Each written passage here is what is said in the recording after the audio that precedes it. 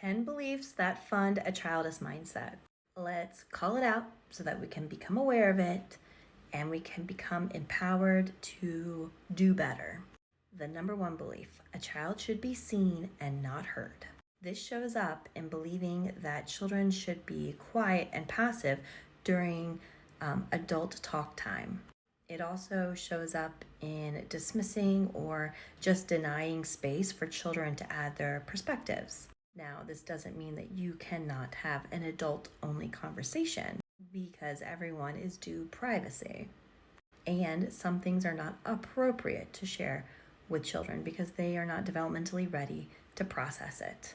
It's more calling out the methods of how we communicate and share that boundary. The second is that children are extensions or owned by, like property, of their parents. This is where we view children as yours versus their own independent human being with their own perspectives, thoughts, insights, likes, dislikes, and experience. The third is that adults know best. It's an assumption that adults always know what's better for children. I can already hear where the gray comes up with the questions of like, but aren't I supposed to? There's a difference in being a safe space and caretaker to a child and then steamrolling over a child. The fourth belief is that a child should be molded to fit the adult expectations. This comes up when we're trying to make, get, force, coerce a child to do what you think they should be doing, rather than meeting them where they are and being the support to scaffold them to build those skills and fill those needs. The fifth is a doozy, and it's that children are manipulative. This is where we see a child's behavior and we label it as manipulative or attention-seeking instead of what it is, which is communication of a missing skill or a missing need. The sixth is believing that children are incapable of making decisions.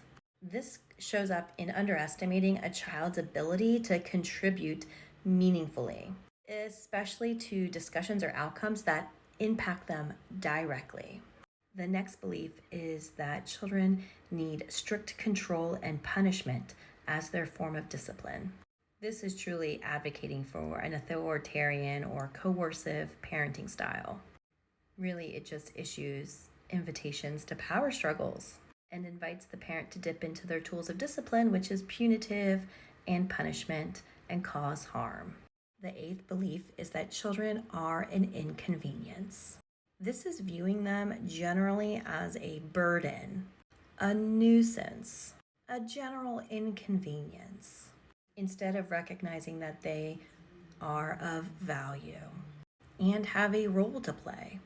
The ninth is that children should be grateful for everything that the adult has provided for them.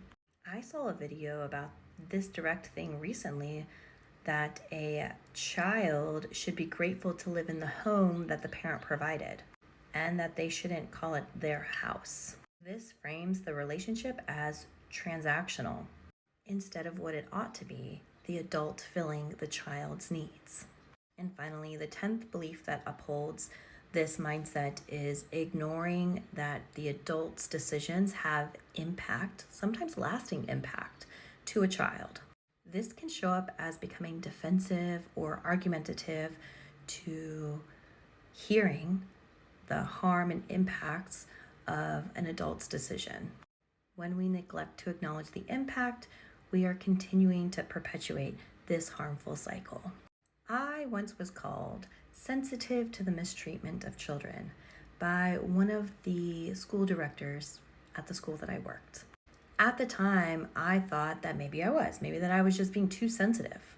And I now know that I am here to be sensitive and encourage more to be sensitive to the mistreatment of children, because it is 100% avoidable. Children do not need to be mistreated by the adults in their lives, not their parents, not their coaches, and definitely not their teachers. It's important to acknowledge the beliefs that you hold on to. If you got called out, I hope you see this as a call in. And in the next video, I'm going to share examples of what these beliefs sound like in practice. As I always say, this awareness work can be triggering, and you have an option to make. You can blame me, delete me, block me, close it off, and go right back to what it was like before. You can swipe away, knowing that when you're ready, you can come back, or you can stay here. Begin to adjust, release, grow, evolve. Transcend these beliefs and start practicing better beliefs so that you too can become sensitive to the mistreatment of children.